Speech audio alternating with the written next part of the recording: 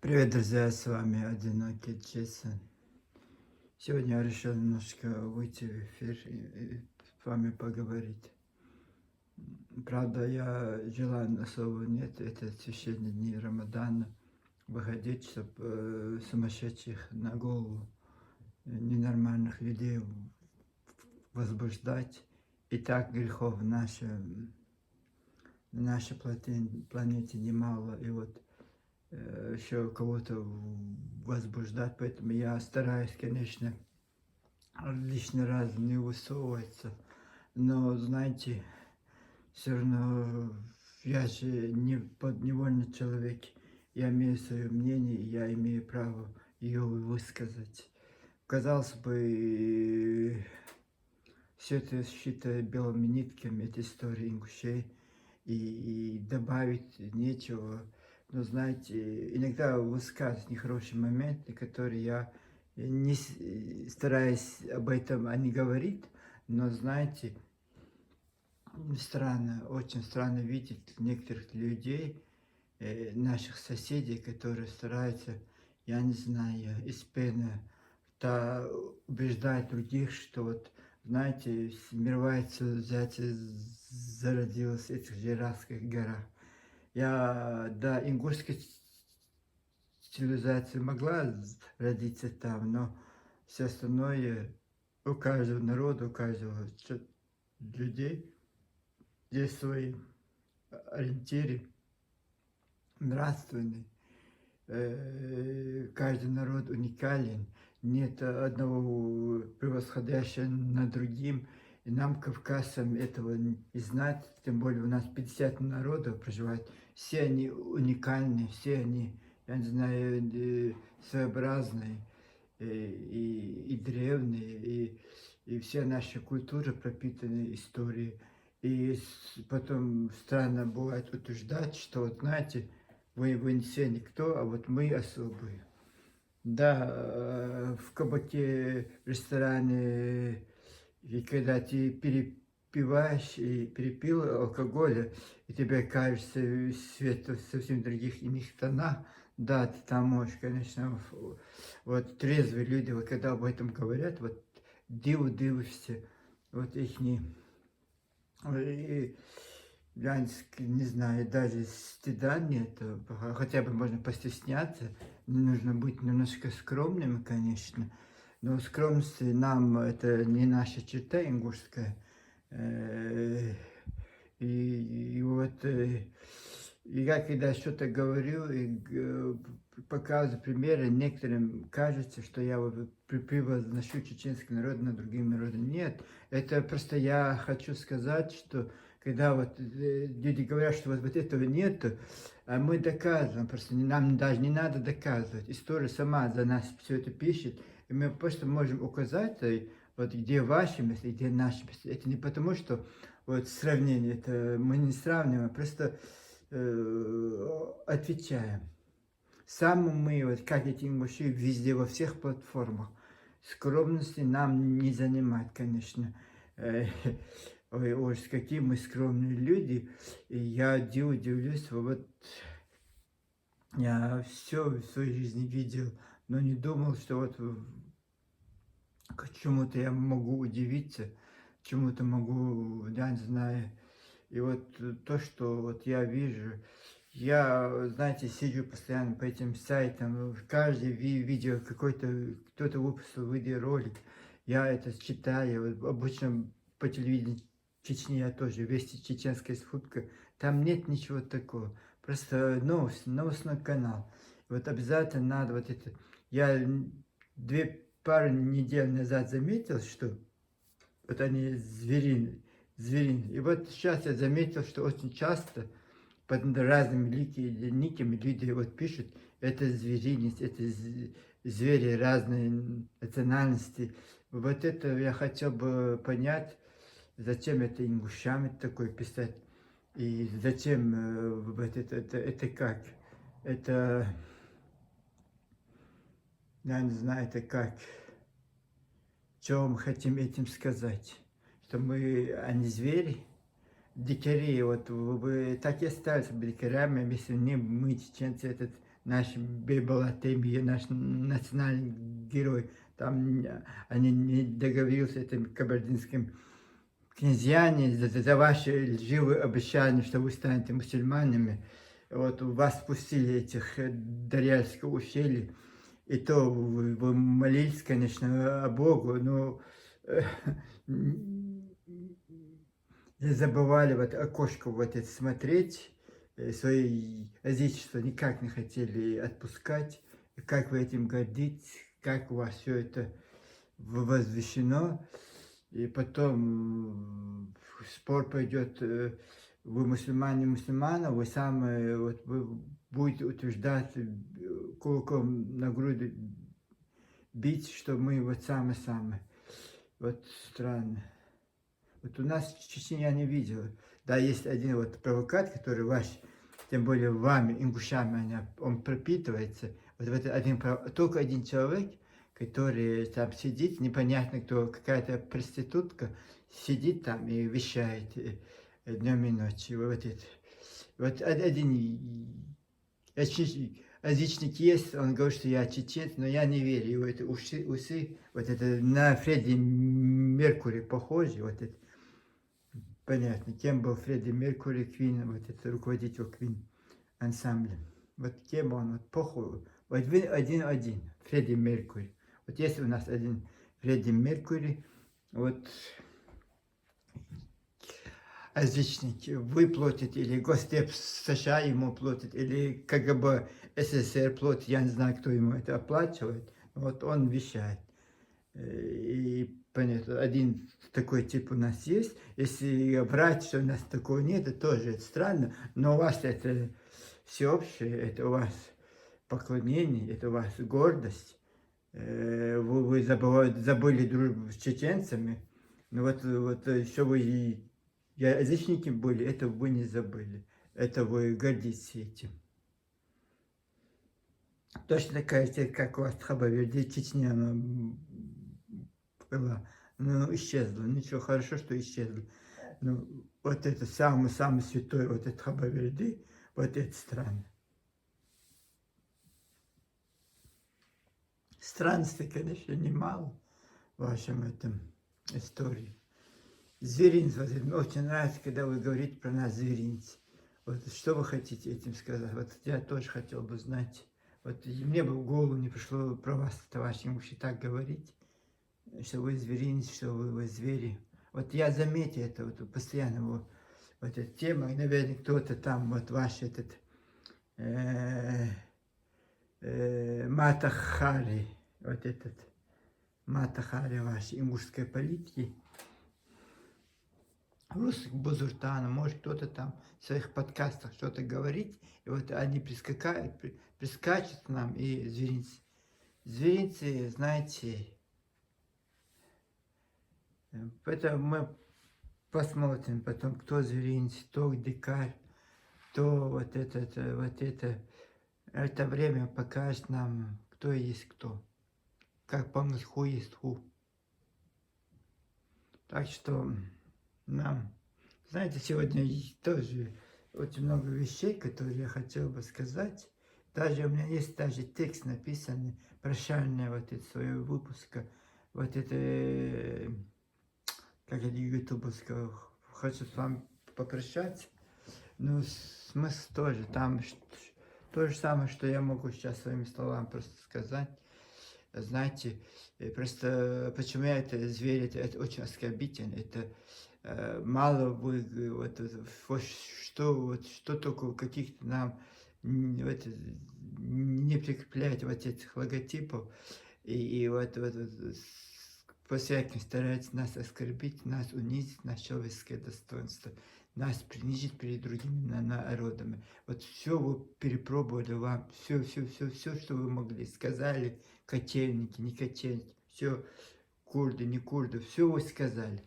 И вот еще, а там же аппетит растет не по дням, а по часам у вас. У вас никто за это, ингушская полиция спит, ФСБ Ингушетии спит там. Просто так они получают зарплаты, и ничего они делают. Год раз высказывают, какую-то провокацию сделают, кого-то арестуют, план выполнен, и все. Это, наверное, так у вас. И вот эти люди, которые темнят, которые создают фейки, которые печатают эти недостоверные информации, которые провоцируют межнациональные конфликты, которые лгут, которые лживые информации. И вот эти люди это живут на Азране, им ничего это нету. Все делают вид, что они этого не видят, что не существует ни Инстаграм, Фейсбука, ни Ютуба. Вот очень удобно, конечно, зариться в песок и вот делать вид, что мы ничего не видим, мы ничего не знаем, мы об этом не знаем, о русских Бузуртановых. Этот ходит двумя сумками по рынку Азрани, полиция ингушская спит. Наверное, это ваш провокатор, это на ваши зарплаты. Скорее всего, как продажная проститутка, и будет и на других зарплатах, и будет. Кто платит, тому он будет прислуживать. Не только он, все вот так. Продажные люди, продажные люди. У них нет ни чести, ни достоинства, ни отваги, ничего у них нет. Вот Бог их лишил всего вот этого, поэтому они такие ничтожные. Поэтому они такие мелочные, поэтому такие они низкие и ничтожные людишки. Вот они вот стараются, вот, если им по морде они подадут все, вот они вот это безопасны. Вот это. А как вещать Чечня причем?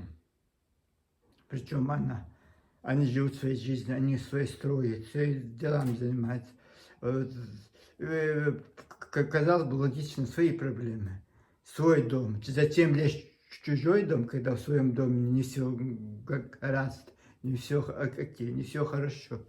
И вот это странное, вот этот взгляд, вот чужие проблемы мы освещаем, а свои нет. Вот Артем Плотой бегал у вас, набегался в студию Ксении Размазова, вот этот русский долгий размазывал по стене, задал такие вопросики. И сейчас он бегает в Санкт-Петербурге, бедный, несчастный, как казанская сирота, говорит, что это не его место. Конечно, его место Санкт-Петербург. Там за все надо платить. Никто за твои хорошие, красивые глазки тебе скидочку не сделает. Да, это ингушей, ты можешь бесплатно зайти в любой дом, стакан чая попить, еще тебе вкусняшки какие-то там подкинут. Это же еще будут аплодировать, еще тебя будут говорить, ты молодец, ты самый-самый-самый. А что нужно молодому амбициозному парню? Вот это вот аплодисмент. Тем более он начинал свою бурную молодость, шоу бизнесе, Дом-2, вот эти все вот фабрики звезд. И, конечно, вот это, и вот бедные казанские сирота, короче, ингуши его пустили по миру. Нету своего дома, нет своего очага. В Ингушетии он слишком загостился. Сейчас последний ролик сегодня, по-моему, вчера был ролик, что он у себя дома в Краснодаре. Я так и сказал, это дома лучше, чем в гостях. Пусть там немножко посидите у себя дома. Тем более, говорят, есть квартира, платят коммунальные услуги. А почему там не пожить? Вот это я не пойму. Это же армия, чтобы не попасть на СВО, чтобы не пойти. Скорее всего, мы поняли. Не буду раскрывать все эти подробности. Он, короче, в бегах. По прописке придет в военкомат, скажет, давай, ты такой хорошенький, упитанный, давай иди, защищай родину. А так, конечно, аплодисменты на зрание, это же шикарно.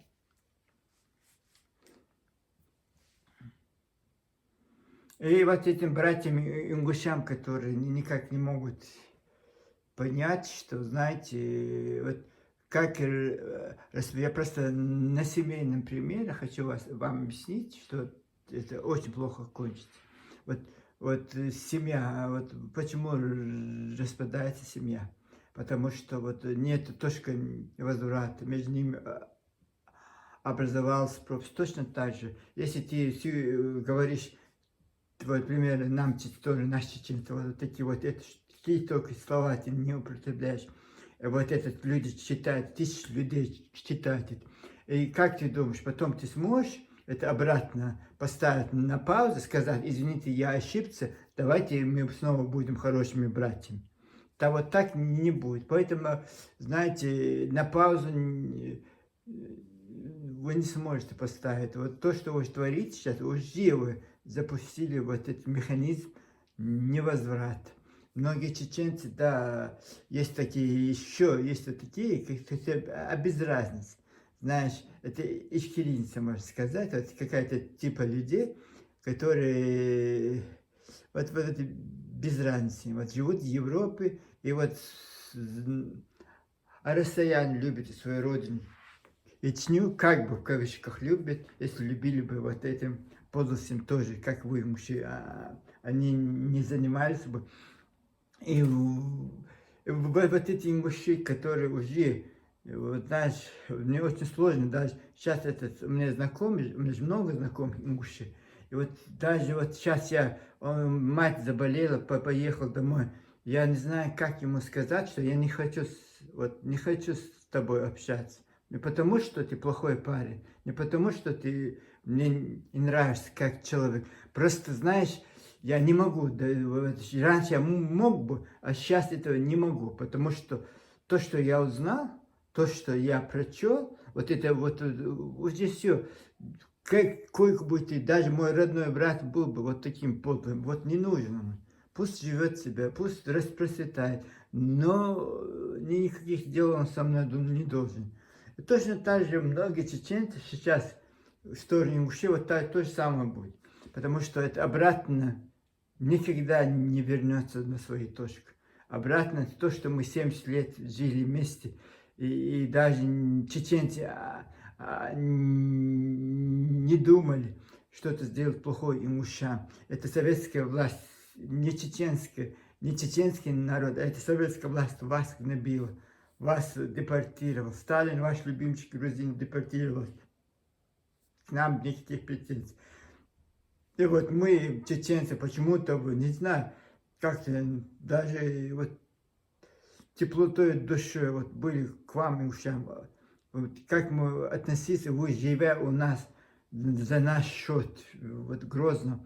И вот эти вели вот это античеченская вот эта ненавистическая программа. Сидели там Грозным и на нас, чеченцев, пальцы показывали, ох, какие они колхозники. И вот такие вы, вот это мы, тогда мы простили. А сейчас мы не сможем простить, потому что у вас нет причины. У вас нет причины вашей злобы. Вот нету вот это, откуда она взялась. И не просто так, там даже бывает, в семье даже бывают ссоры, обиды, вот это, и потом это через месяц забывается. Уже 8-9 лет, вот это каждый раз нарастаешь, по нарастаешь, как будто бы они сидят на этих зарплатах и обрабатывают свою вот эту программу. И вот я поэтому и говорю, как проститутки. Кто платит, я не знаю. Кому они отдают, может это так, за бесплатно, может быть, с сложными идеями, вот, в Великой Ингушетии. Не знаю, не знаю. Но она не может быть великой за счет других. Это нужно самому что-то поднимать, самому героически сражаться, самому героически подвиги совершать. А так в интернете писать, что мы великие воины, это, конечно, очень красиво звучит, но нет основы. Вот это перед вами здание. Каждое здание есть своя основа. Маленькая, большая, какой-то фундамент, без фундамента, какой-то должна быть основа. Вот. И вот это вы разбиваете, товарищи. Вот это вас ложь сразу разоблачает, когда у вас нет это. Можно задним числом сказать, мы великие, мы тоже можем. Это точно так же, эти книжки открыть, все это прочесть, все это увидеть. Ну, вот такое странные вещи. И вот в последнее время я сижу в интернете, даже месяц Рамадан. Казалось бы, немножко нужно же прийти в себя. Какие-то непорядочные люди. Я представляю, как они разборчивы в этих связях, не дай бог, в этой комнате их не оказаться. Вот подлость людей не имеет границ, конечно. Не имеет границ. Вот обратно паузу, дружбы не будет. Вот я хочу сказать, что вот кажется, что мы сейчас вот тихо, есть хорошие ингуши, плохие ингуши. Это в каждом нации они есть. И вот это хорошие молчат, это все пусть говорят. Такое против другого народ, кто-то постоянно что-то говорит, не масса людей это говорят, все остальные молчат. 500 тысяч все молчат. Как только вот этот Артем Плато должен был видеть, что открытые люки, проблемы ингушей, а все 500 тысяч ингушей молчат. Не 500 тысяч, а 400 или 380 тысяч молчат. Все остальные чеченцы 20%. И молчат, вот это точно так же, когда вот проблемы тоже они замалчивают. Это проблемы с чеченцами, вот, когда они сами выдумывают, сами нападают, вот это тоже. Как будто бы этого не существует. Все это нормально, это норма вещей, как будто бы мы вот так 100 лет враждовали, как будто бы мы противоборствующая сторона, вот на поле битвы, войны еще давно не закончился. Тем более у вас, товарищи мужчины, их никогда не было. И геройство у вас, ваша ДНК, они заложены. И даже это ничего страшного, не все должны быть воинами, не все должны быть героями. Но, знаете, я не знаю, честное слово, я не знаю. Сейчас не хочу возбуждаться, говорить такой, все красноречивость, вот показывать вам. И вот такой странный, конечно, наши дружбы конец. Как это печально, конечно, очень печально. Печально думать, что все это обратно это не будет. Так и вот на Зрание так и не попаду больше, скорее всего. Меня там не ждут, как чеченцы, брат. Интересно, кому вы нужны, вот, если чеченцы, вы не хотите, вот кому вы нужны? Вот это я хотел бы знать. Кроме чеченцев, кто вам ближе, вот это. Да, да, это очень большой клубок проблем, которые вы сами себе создали. И, наверное, я не думаю, что вы это поддерживаете. Вы просто даже не верите, что вы вот так поддержите это. И вам это нравится. Вот как это, даже это осетине, да, это что-то было, что-то вот это, да. Как можно соседей ненавидеть, вот это я не пойму. Как можно вот так ненавидеть своих соседей? Вот как, я понимаю, когда это проблема, когда конфликт, вот это, да, но после этого, ну как можно продолжать вот это, испытывать ненависть, вот это я не пойму. Вот представляете, сколько зла сделал Советский Союз, это Российская империя, народом, населяющим вот это Восточную Европу. Вот.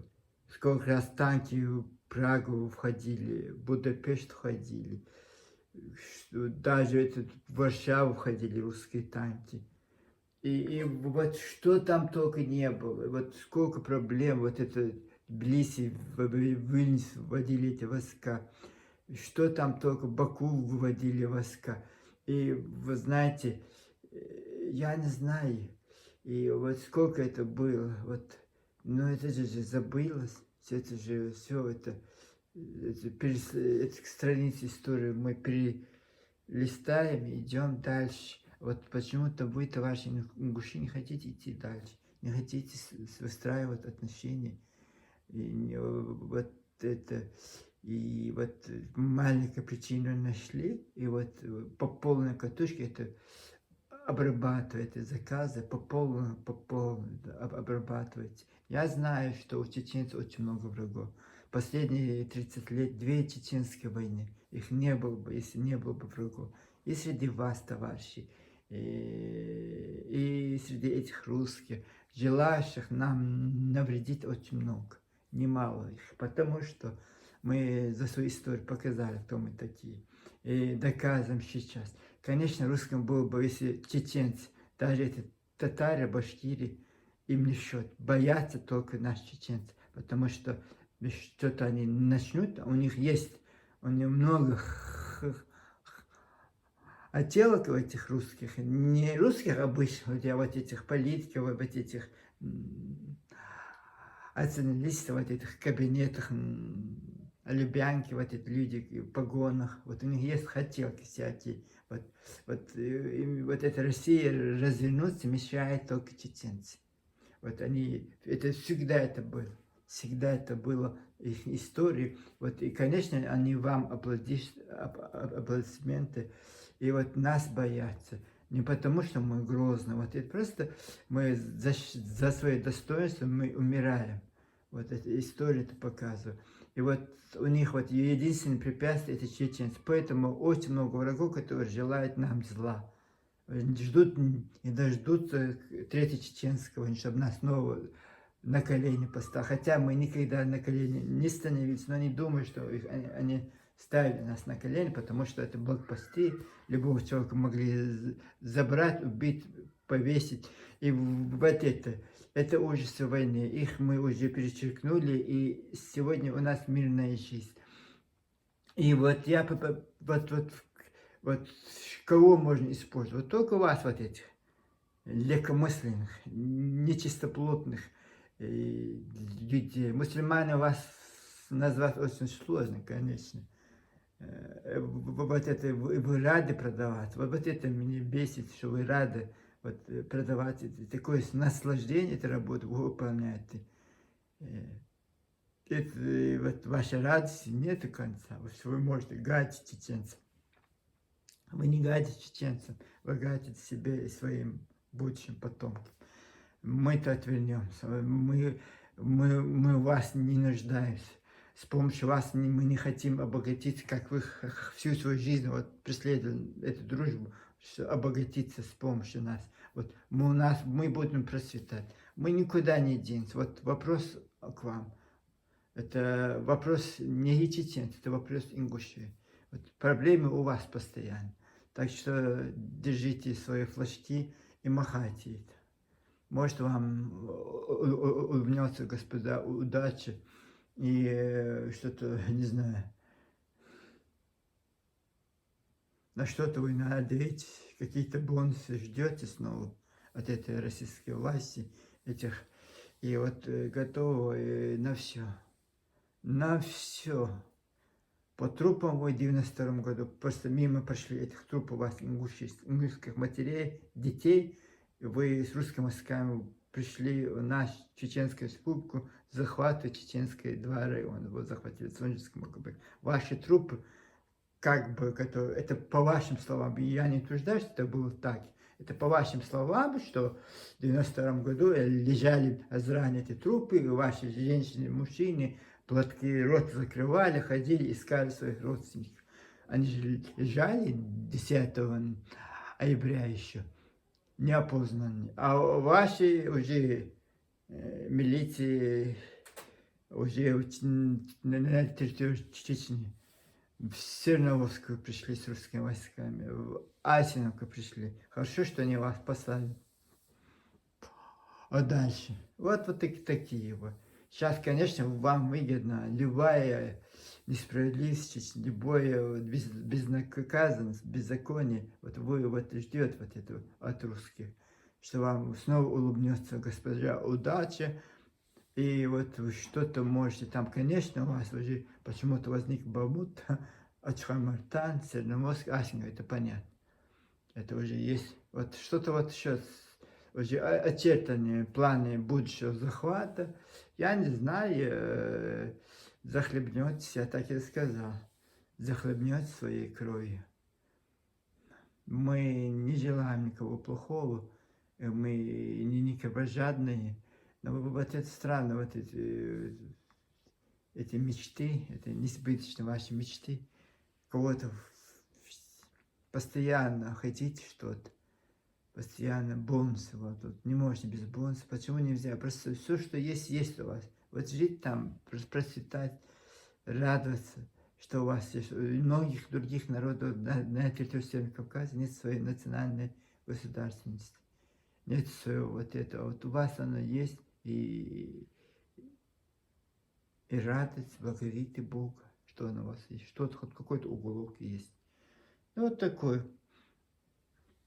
Сейчас месяц Рамадан, конечно, раскрывать, если оскорблять, там, они будут оскорблять. Вот, мы ничего не говорим, просто констатируем факты.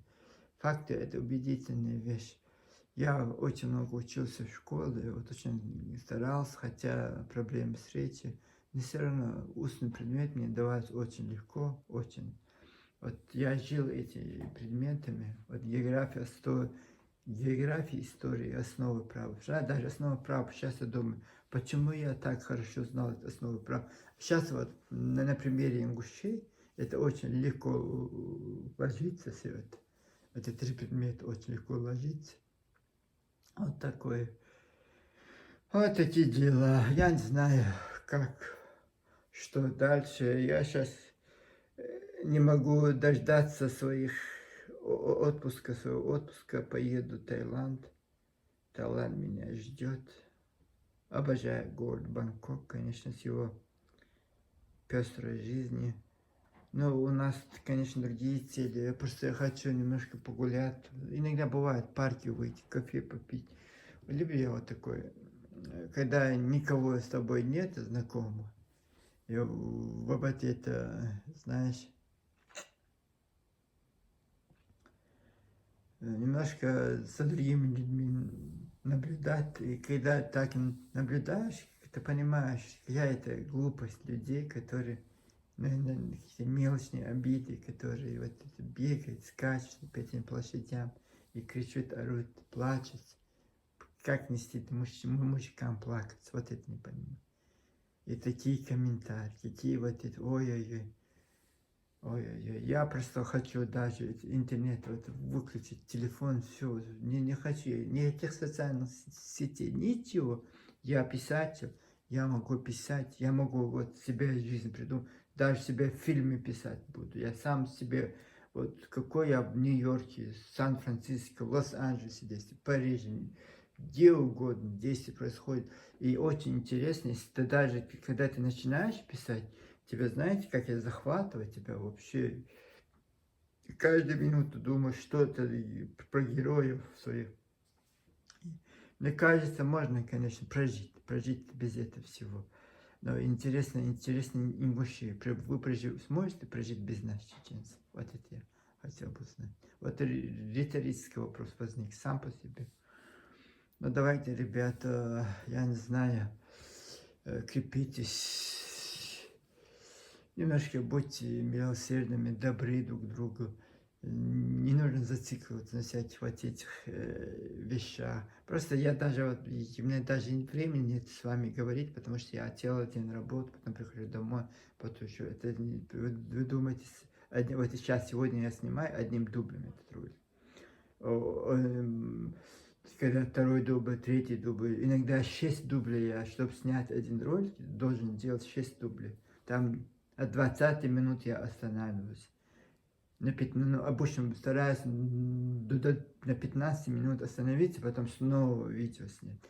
Я, чтобы это не потом ее закачивал. Сейчас почему-то по 5 часов, по 3 часа. Сейчас я начну закачивать. 6 часов нету, 9 часов, 10 уже закачается. Это получается целый день занят своей работой, а потом этим видео, потом вот вот да, это такой труд. Я это блогеров, конечно, очень уважаю, кажется, это просто так, это легко, нет. Иногда видео ты снял, ты не можешь закачать 10 часов. Ты просто, и самое интересное, я так как закачиваю, я должен онлайн быть, интернет онлайн, наш YouTube нужно включить, какой-то длинный ролик включаешь, хочешь, не хочешь слушать, чтобы закачал видео, вот такое. Это не так легко, конечно, это труд. Я голову поклон большой этим блогам, которые вот стараются так ухищряться, умущряться. В моем возрасте я не дружу с компьютером. Я тоже хотел бы, наверное, красиво эти ролики снимать. Ну, просто я так. Иногда бывает обидно, что-то я прочел, вот это обида, или вот это я просто высказываю свое мнение. Это не последняя инстанция. Я не утверждаю, что я прав. И точно так же я не могу утверждать, что вы правы.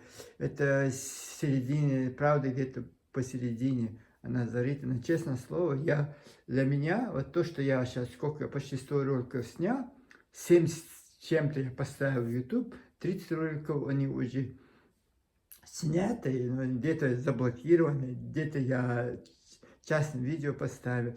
И вот это все, что я сказал в всех своих роликах, я это по своим исследованиям, вот в интернете, вот это в ингушском телевидении, по этим блогерам, вот то, что вот я вот старался докопать, мне незачем придумать того, чего нет.